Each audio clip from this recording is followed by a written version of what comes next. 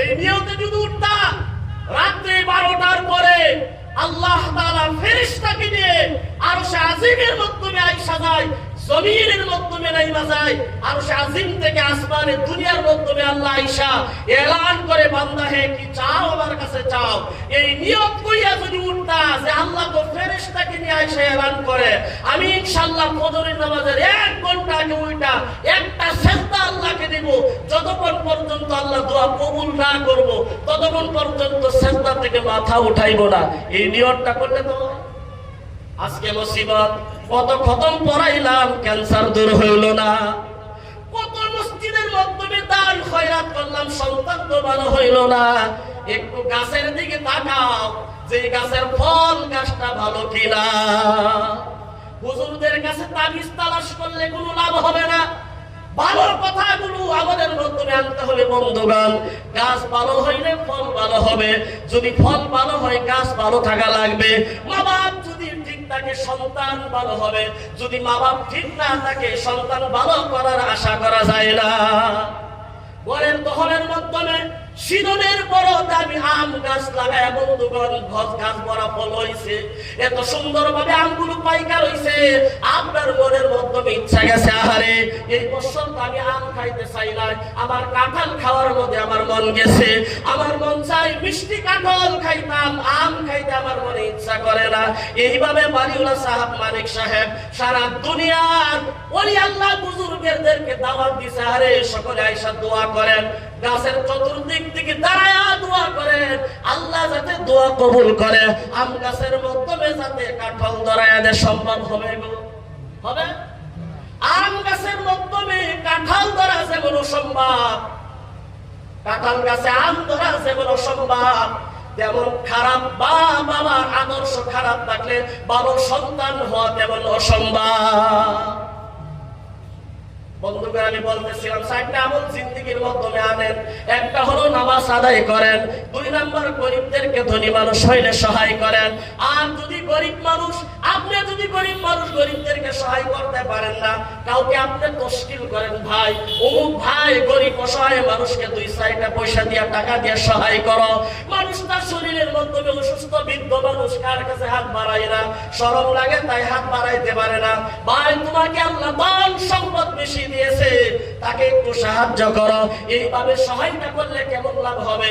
আমাদের হযরত ফারুক মাদানী সাহেব দামাত বারাকাতুহুম মহারাষ্ট্র মাদ্রাসার বহুত বড় একজন শেখুল হাদিস, যার ইলমের মাধ্যমে ইলম ক্লাসের মাধ্যমে যখন পড়ায় মনে হয় যে তার শরীর থেকে তার জবান থেকে ইলমের ঝর্ণা ঝরছে। সুবহানাল্লাহ। আমাদের উস্তাদ বলেছিল, মানুষ সওয়াব কামাইতে গিয়া যদি কিছু নাও থাকে, সম্পদ নাও থাকে, বিনা সম্পদে মানুষের নেক কামাইতে পারে, আর বিনা সম্পদে সম্পদওয়ালা না থাইকা বিনা সম্পদে মানুষ আবার গুনার কাজ কামাইতে পারে কেমনে? বলে একজন মানুষকে আল্লাহ পাক অনেক ধন সম্পদ দিয়েছে, অনেক ধন সম্পদ দিয়েছে, মানুষটা মানুষদেরকে অনেক সহায় করে, মসজিদ বানায়, মাদ্রাসা বানায়, মানুষ গরিব মানুষদেরকে ভালো কথা বলে, কেউ ঘর বানায় দেয়, কেউ আধা কাটা জমি কিনা তাকে সাহায্য করেছে, বেমার হয়েছে হসপিটালে ডাক্তারকে বলেছে ওই মানুষটার চিকিৎসা করবেন বিদায়, কিন্তু 1 টাকাও তার কাছ থেকে নেবেন না। এইভাবে গোপনে গোপনে চিকিৎসা সহায় করে। একজন গরিব মানুষ, তার আদর্শগুলো দেখে খুব ভালো লাগে, বলে আহারে আল্লাহ যদি আমাকে ধন সম্পদ দিত, এই মানুষটা যেইভাবে মানুষকে সাহায্য করে আমি নিশ্চয়ই এইভাবে সাহায্য করতাম। এই যে দেখেন একজনের ধন সম্পদ দিয়া সহায় করলো, যতটুকু সওয়াব পাইছে। একজন আশাবাদী, আল্লাহ যদি আমাকে ধন সম্পদ দিতা আমি এইভাবে সহায় করতাম। আল্লাহ বলে যা যা যা বান্দা, তোকে ধন দেই না তাতে কি হয়েছে, তোর আশা বহুত বড়, সে ধন সম্পদ দিয়া যতটুকু সওয়াব কামাই করেছে আমি আল্লাহ পাক তোর আশাবাদীর মাধ্যমে ততটুকু সওয়াব দান করে দিলাম। সুবহানাল্লাহ, নারে তাকবীর। আরেকজন মানুষ আল্লাহ অনেক ধন সম্পদ দিয়েছে, ড্রাগস খায়, দামি দামি মোবাইল নিয়ে গেম খেলায়, আইপিএল এর মাধ্যমে ডিস্ট্রিবিউটর হয়, মাস্টার মেন হয়, দামি দামি শরাব পান করে, জুয়া, বড় বড় জুয়া খেলায়। বন্ধুগণ, আরেকজন মানুষের সন্তান এইভাবে আফসোস করে, হারে এই যে মানুষটাকে আল্লাহ কত ধন সম্পদ দিয়েছে, দামি সম্পদ পায়া দামি মদ খায়, দামি শরাব পান করে। আমাকে যদি আল্লাহ টাকা দিত আমি দামি শরাব পান করতাম। আমাকে যদি আল্লাহ টাকা দিত দামি মোবাইল কিনে আমি আইপিএল এর ডিস্ট্রিবিউটর হয়ে যাইতাম। আমি বড় বড় গুনাহের মাধ্যমে লিপ্ত থাকতাম। বড় বড় ধনী মানুষের মেয়েগুলো আমি পড়াইতাম, লাভ ম্যারেজ করতাম। আমার বন্ধুগণ, এই যে একজন আশাবাদী না থেকে কিন্তু আশাবাদী হয়ে রয়েছে। আল্লাহ কইসা তাকে দিয়া যতটুকু গুনাহ কামাই করছে তোকে না দিয়া আমি তোকে মাস্টার বানায় দিলাম। ভালো কাজের আশা করতে হবে বন্ধুগণ। আজকের থেকে কোনদিন আর নামাজ ছাড়বো না ইনশাআল্লাহ। গরিবদেরকে সহায় করবো ইনশাআল্লাহ। অনর্থক কথা বলবো না ইনশাআল্লাহ। পরকালকে বিশ্বাস করবো, তাই আল্লাহ পাকের গোলাম হয়ে দুনিয়ার মধ্যে থাকবো ইনশাআল্লাহ। সর্বশেষ জাহান্নামীরা বলবে হাত্তা আতানাল ইয়াকিন ওয়া কুল্লা নুকাযযিবু বিয়াউমিদ্দিন হাত্তা আতানাল ইয়াকিন। জাহান্নামীরা নিজে জবাব দিবে, হে জান্নাতি ভাই শোনো, আমাকে প্রশ্ন করেছিলা যে আমি কি কারণে জাহান্নামের মাধ্যমে আসলাম। আমি 4টা কারণ বললাম। নামাজ পড়ি নাই, আশা করেছি পুরা হয়ে গেল পড়বো, কিন্তু পড়তে পারি নাই। আমার সময় শেষ হয়ে গেছে। আমি মনে মনে ভাবছি গরিবদেরকে সহায় করব, কিন্তু আর করতে পারি নাই। টাকার সম্বন্ধে আমি ঘুমায়া পড়ছি। গরিব মানুষদেরকে আমি অহংকার করতাম, তাদেরকে আমি দেখতে পারতাম না। এইভাবে আমার সময় গুণাগুলো শেষ হয়ে গেছে। অনার্থক কথার মাধ্যমে এত মজা, কাপিল শর্মার কমিটির মাধ্যমে এত মজা, হাসপারি মনে করা আমি মানুষকে হাসাইতে বড় পছন্দ করি। এইভাবে আমি গুনার কাজ ছেড়ে দিব, অনার্থক কথা বলবো না। আশাবাদী হয়ে আমি দুনিয়ার থেকে আমার সময় শেষ হয়ে গেছে। আমি পরকালকে অস্বীকার করতাম, কিন্তু মানতাম, কিন্তু আমি আল্লাহর গোলাম হয়ে থাকছি না। আমি নামাজ পড়ি নাই, রোজা রাখি নাই। আল্লাহ পাক শরীয়তের বিশ্ব নবী মুহাম্মদুর রাসূলুল্লাহ সাল্লাল্লাহু আলাইহি ওয়াসাল্লাম যে বিধানগুলো আমাদের সম্মুখে দিয়ে গেছে, এই বিধানগুলোর উপর আমল করি নাই। হাত্তা আতানাল ইয়াকিন। আর এইভাবে আমার মৃত্যু দুনিয়ার মাধ্যমে হয়ে গেছে। বলে এইভাবে আমি মরে গেছি আর আমি জাহান্নামবাসী হয়ে গেলাম। বন্ধুগণ, দেশের পরিস্থিতি খুব খারাপ।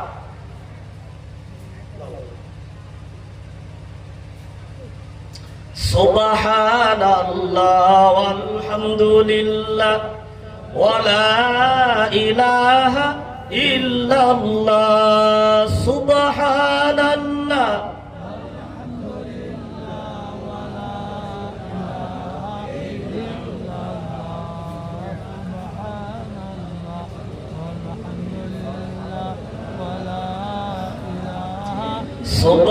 সুবহানাল্লাহ ওয়ালহামদুলিল্লাহ ওয়া লা ইলাহা ইল্লাল্লাহ।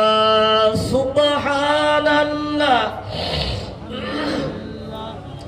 ওয়া লা ইলাহা ইল্লাল্লাহু আল্লাহু আকবার। বন্ধুগণ, আমার সময় শেষ হয়ে গেছে, গাড়ি সব আসতেছে ইনশাআল্লাহ। যাই হোক, একটা ছোট্ট কথা মনে হয়েছে, আমলের মতন কথা ইনশাআল্লাহ বলি। আমল করবেন ইনশাআল্লাহ, আমলের নিয়তে শুনবেন। আম্মা জান আয়েশা রাদিয়াল্লাহু আনহা, এই কথার মাধ্যমে কত ভারী কথা বন্ধুগণ। নিজের ঘরের স্ত্রীকে যে এই নসিহতটা করবেন, নিজের সন্তানকে, মেয়ে কন্যা সন্তানকে নসিহতটা করবেন। ওই নসিহতের উপরে যদি আপনার ঘরের স্ত্রী আমল করতে পারে, কন্যা সন্তান জামাই বাবুর বাড়ি গিয়া যদি আমল করতে পারে, আপনার জীবন ধন্য হয়ে যাবে, আপনার ঘরটাও জান্নাত হয়ে যাবে। আপনার ঘরের কন্যার ঘরটা সেই ঘরের মাধ্যমে যাবে, তার ঘরটাও জান্নাতের মতন হয়ে যাবে। বন্ধুগণ, আল্লাহর নবী সাল্লাল্লাহু আলাইহি ওয়াসাল্লাম বলেছেন, আদ-দুনিয়া সিজনুল মুমিন ওয়া জান্নাতুল কাফির। বন্ধুগণ, একটা কথা মনে রাখবেন, মুমিনের জন্য, মুসলমানের জন্য দুনিয়ার মাধ্যমে কোনোদিন আরাম হবে না, আরামের জায়গা নাই। এই কথা কে বলেছে? কে বলেছে? আল্লাহর নবী সাল্লাল্লাহু আলাইহি ওয়াসাল্লাম বলেছে, আদ-দুনিয়া সিজনুল মুমিন। মুমিনের জন্য দুনিয়া হলো জেলখানা। জেলখানার মধ্যে আরাম আছে? আরাম নাই। কিন্তু আল্লাহর নবী বলেছেন, দুনিয়া জেলখানা, দুনিয়া জাহান্নামের মতন, কিন্তু জাহান্নামের মাধ্যমে ছোট্ট একখানা জান্নাত বানায় নেওয়া যায়। সুবহানাল্লাহ। কেমনে বানাইবেন জান্নাত?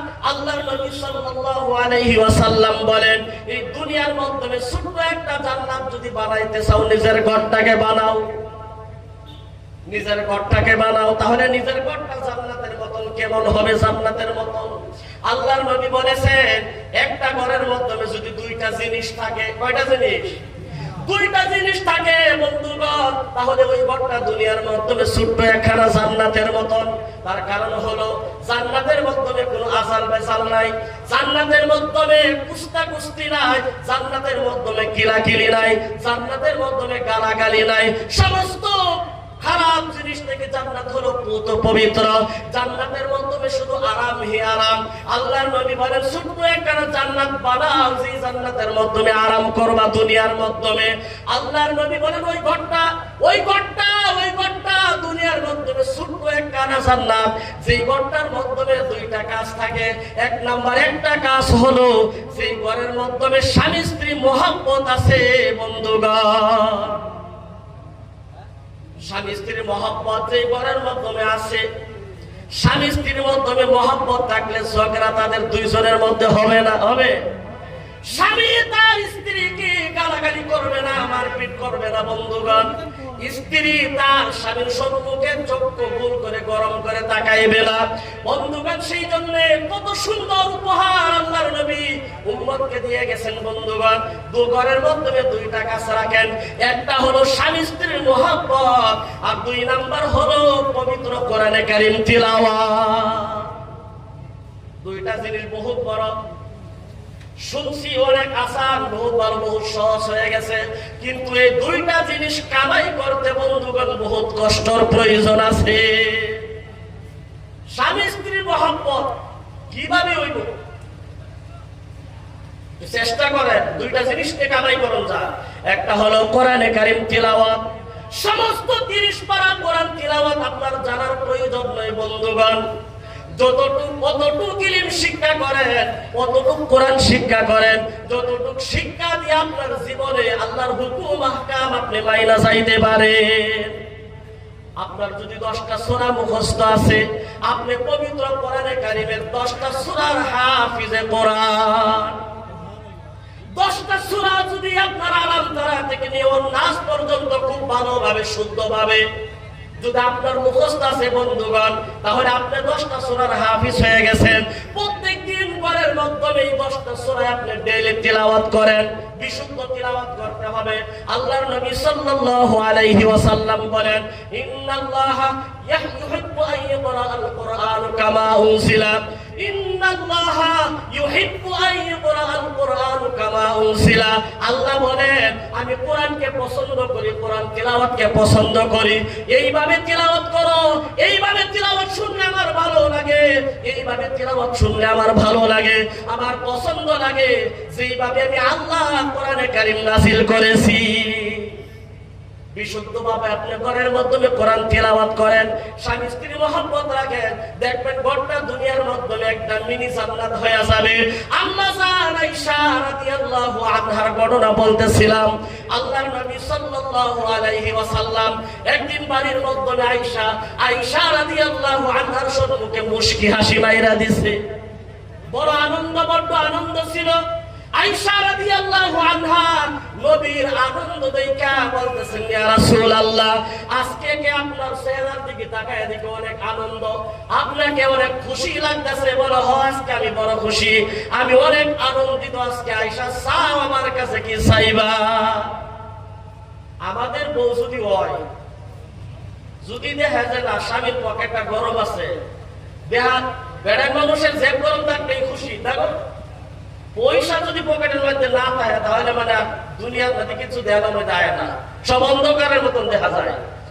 ঘরের বউ বুঝে যে আজকে বোধ করি আমার জামাইয়ের পকেট গরম আছে আজকে, তো খুশি দিকে ডাইরেক্ট চাইব।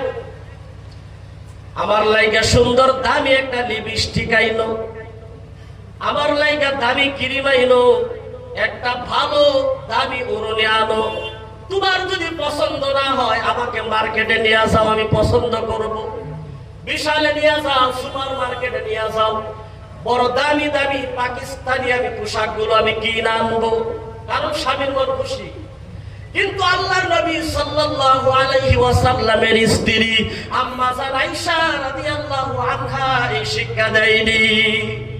আমি এই কারণেই বলছি, বাড়ির মাধ্যমে গিয়া নসিহতটা করবেন, তোমার চরিত্রটা আয়েশা রাদিয়াল্লাহু আনহার চরিত্রের মতন বানাও। তোমার আয়েশা, তোমার জিন্দেগিটা আয়েশা রাদিয়াল্লাহু আনহার জিন্দেগির মতন বানাও। বলবে কিভাবে বানাইবো? এই যে নসিহতটার উপরে আমল করো। আল্লাহর নবী সাল্লাল্লাহু আলাইহি ওয়াসাল্লামকে খুশি মনে দেইকা আম্মা জান আয়েশা বলতেছেন, ইয়া রাসূলুল্লাহ, আমি আজকে আপনার কাছে অনেক বস্তু চাইবো। আল্লাহর নবী বলেন, চাও, তুমি কি চাও আমার কাছে চাও। আম্মা জান আয়েশা রাদিয়াল্লাহু আনহা বলেন, ইয়া রাসূলুল্লাহ, আপনার দোয়া কবুল হয়, আল্লাহ তাআলা আপনার দোয়া কবুল করে। আল্লাহর কাছে দোয়া করেন, আল্লাহ যাতে আমি আয়েশার সমস্ত গুনাহগুলো মাফ করে দেয়। সুবহানাল্লাহ। দেখেন কি চাওয়া।